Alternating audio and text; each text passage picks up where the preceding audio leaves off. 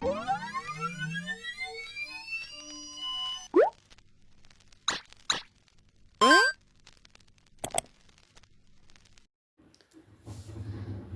hi. It was brought to my attention, the March 31st, it was Transgender Visibility Day. And as someone who is part of the community, I'm not really trans, I'm gender fluid, but someone who is part of the community, and my YouTube channel is dedicated, by the way, to anything to do with LGBT content and psychology and anything to do with the mental health. So this is an important topic to talk about, especially in our time right now, because you can see the state of the United States right now and it's not looking good. So today I'm going to cover a few topics, like a few points about this topic, which is being trans and what it's like to be trans and all of the misconceptions and the negatives and positives and all of the stuff that comes with being trans. So stick around. And yeah, I've done some few researches here and there, and I'm gonna share my experiences with it as well. And yeah, hope you enjoy. All right, so I might start first with what is transgender, being transgender, and how do you know if you are transgender or not? So that's a bit of a difficult thing to go into. But so trans, the word transgender means transitioning from one gender to another. It could be through surgical transitioning. It could be through medicines, or it could just be through changing your name or your identity. Just these things. And how do you know you're trans is basically if you being called a certain pronoun. For example, if you are a girl, born a girl, and your parents or your friends all the time call you using she, her all the time, and you start to realize that you feel either uncomfortable with it or you feel like it doesn't fit who you are, and you feel like your body itself doesn't fit who you are mentally, then you are definitely transgender. But don't take that from me, take it from your experience. Your experiences is what defines who you are and what identity you should hold. Don't take anything from anyone. Second thing, with being trans comes something known as gender dysphoria. And what is that basically? Gender dysphoria basically is when your body is different to your mind and it makes you feel icky about it, or makes you want to hide certain parts of your body, like use a binder to give yourself a flat chest if you're like FTM or MTF, like female to male or male to female. Or for example, if you're male to female, you want to like enhance your chest and stuff like that, and then you alter things in your body to associate, like to show the outside world who you are on the inside. So that's basically what gender dysphoria is you not feeling comfortable with the body you're in because it doesn't match the gender you are mentally. A very important topic I want to discuss when it comes to being trans and about the trans community is kids, because everything that is happening right now especially with conservatives, is that they say to the world that they care about kids, and that's why they are stopping gender affirming care or any books being published in like libraries and stuff like that to help trans kids. And they think that media, music, YouTube videos, schools are influencing children to be trans, when it literally is you being born that way. It's not a choice. It's not something you can choose and pick what to be. It's a form of you. It's just you, who you are. You're born that way. And you are just simply figuring out which part of the trans community you are. Because again, an important point to mention, being trans is not just being trans. It's a whole umbrella term for many other forms of identities. And as I said in the beginning, I'm gender fluid myself, and that falls under the trans umbrella and the non-binary umbrella. If you need more about that, I will add something into this video about it if I find more research about it. All right. So, nearly statistically, nearly 1 in 5 people identify as transgender are between the age of 13 to 17 years old. The percentage number of adults who identify as trans in the USA has remained steady over the time. But guess what? Trump is trying to eliminate that. And guess what? Trans kids deserve the same rights and the same love as anybody else, because they did not choose who they want to be. God did. Nearly around 1.3 million people that are adults identify as transgender, and nearly about 300,000 youths identify as transgender in our current time right now. Around 18% of people identify as transgender are between the age of 13 to 17, and only 8% of those are from the US, who are between the 13 and 17 age gap, which is interesting to look at. And about 39% of trans women are trans women, and about 36 are trans men, which is also interesting to look at. And another thing I want to talk about is the fact that trans women is a topic talked about way more than trans men, so people don't talk about anything related to men. They're just erasing trans men from existence, basically, when they don't mention anything about it. Alright, let's delve deep into the history of it all. Alright, so apparently the first transgender actress, Laverne Cox, was on Time magazine front cover in 2014, and she was the first to headline with the transgender tipping point. So she was a big activist at the time. She's one of the biggest, actually, activists. There was like an Olympic player named Caitlyn Jenner as well, who was one of them. Actor Elliot Page as well was an activist. And also in Australia, there has been a rise of trans visibility, significant rise to be fair, and one of the senior adults, she's a senior military figure, Catherine McGregor, yes, it's one of Australia's most senior military figures, came out publicly in 2013, backed by the Australian Defence Force. She was backed by the public and the Defence Force of Australian Defence Force. And not long ago, an AFL member, Danielle Ladle, I'm sorry if I'm saying the names wrong. I will just put a screenshot or something about it at the bottom so you guys can understand what I'm talking about. So last year, an AFL player walked down the brown lawn red carpet in a white gown. I think he used to be a man and turned into a woman. Yeah, or became a woman, I should say. So yeah, you can see how the media has a lot of people who are like trans and talk about it and share their experiences around the world. And I would love to share my experiences too. That's why this channel is dedicated to that. Before it got deleted, of course. But yeah. Alright, another thing I want to talk about is my experiences with being trans and stuff like that. So in 2021, I started realizing I feel different. Like when my parents call me certain pronouns and stuff like that, I feel off and not in place and I don't feel like me in a certain way. But it wasn't a thing that, like, it wasn't like I feel uncomfortable with this pronoun the whole time. It was a shift. Like 1 minute I feel good with one, the next I feel good with another.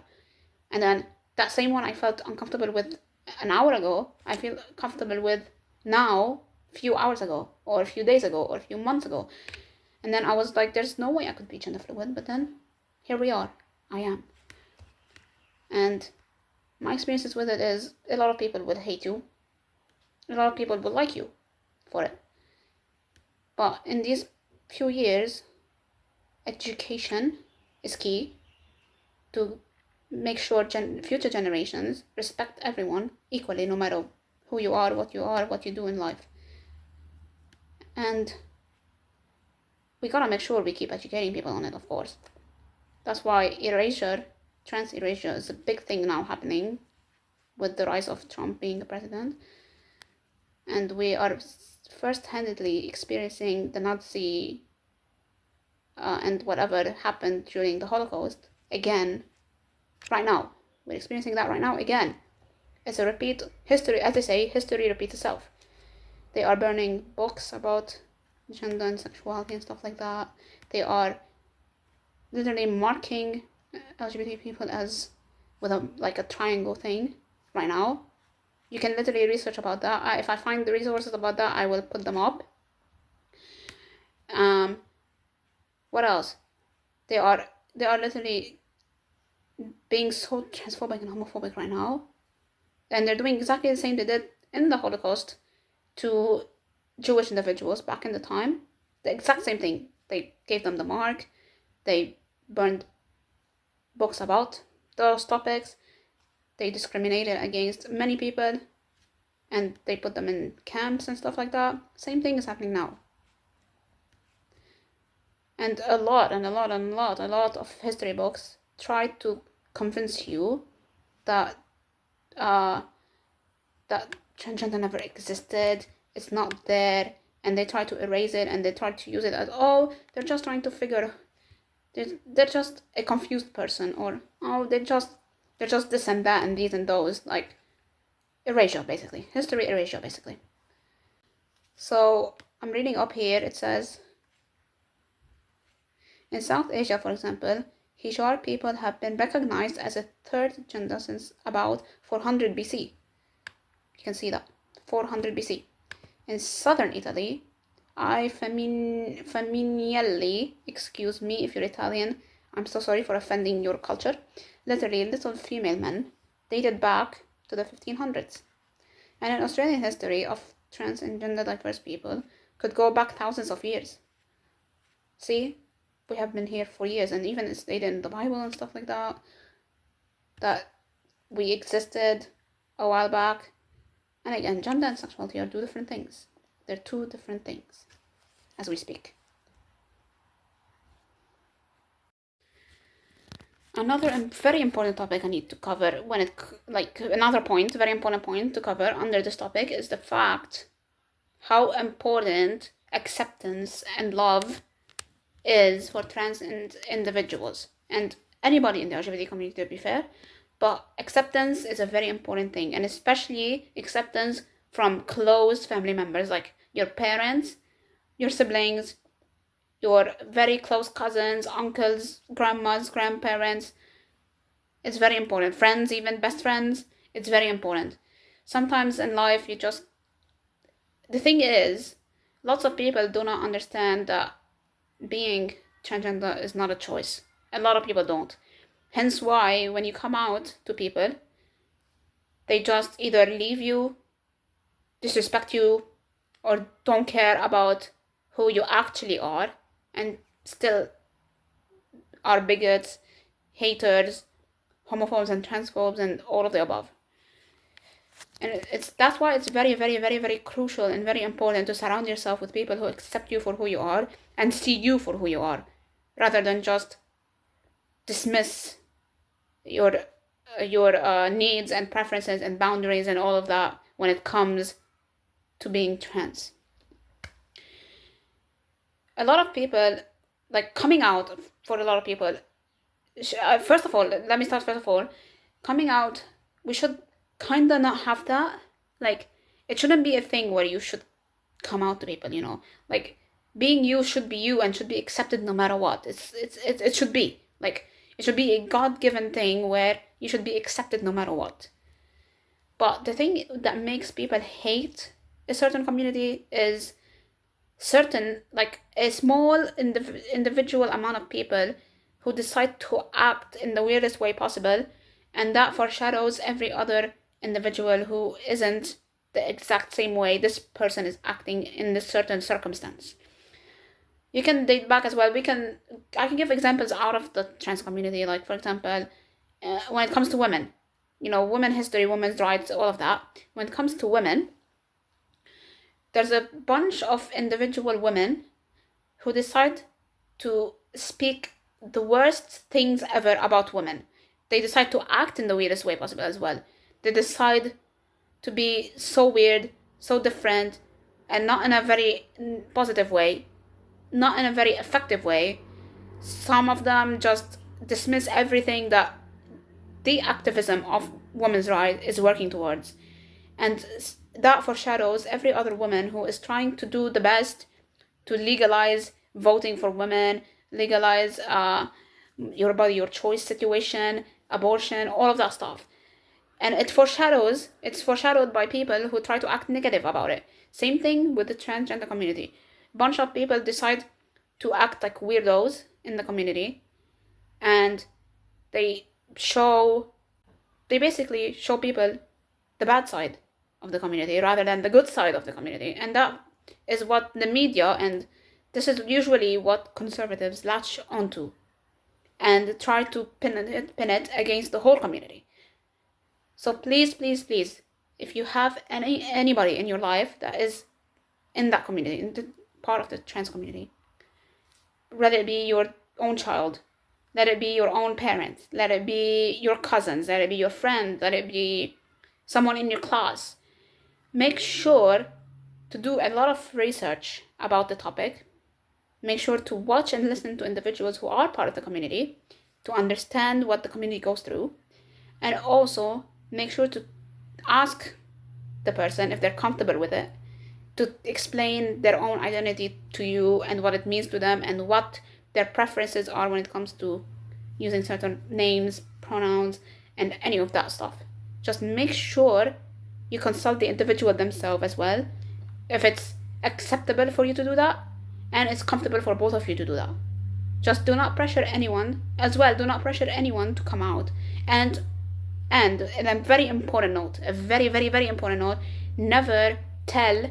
So if a person comes out to you, you don't have the right to go tell someone else that this person told you that they are part of that community. Do not come out on the behalf of anyone. When a person is ready themselves to tell someone else who they are, they will do it, because it's a very vulnerable thing. It's a very, very, very vulnerable thing. And it's very hard to come out to people because, like for me, for example, coming out was hard because I have a very, very conservative religious family, and they still don't fully support me on being gender fluid. Not fully. From my mom's end, it's not fully. And hiding who you are hurts, and it doesn't just hurt. It degrades you as a person, you know? It just like makes you feel worthless, makes you go into it like this rabbit hole of depression. And a lot of people who aren't supported properly for being trans and all that stuff, trans, non-binary, gender fluid, and all that stuff, who aren't supported, end up, TY, by the way, I'm talking about self-harming. If you don't want to hear about it, skip forward, please. Skip forward, okay? So a lot of individuals who aren't supported about this topic, and they aren't like they aren't valued for being trans and all of that, a lot of people would off themselves, basically, would just like commit suicide, and or go into a rabbit hole of hurting themselves, or feeling like they're not worth it, and just end their life, basically. That's why it's very, very crucial and very important to support, especially the youth. The transgender youth are the ones that need the most support right now, because people keep saying, you're influencing this child to be trans.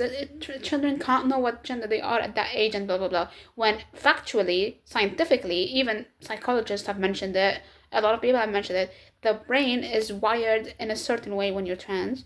It's very complicated to talk about, and I'm not qualified to talk about it, so I will not dive deep into it because I might say incorrect and factual things, which I don't want to be spreading misinformation. So if you want to know more about this, do your own research. And I highly, highly suggest you research any organizations or any like websites that like a psychologist or a mental health specialist has talked about.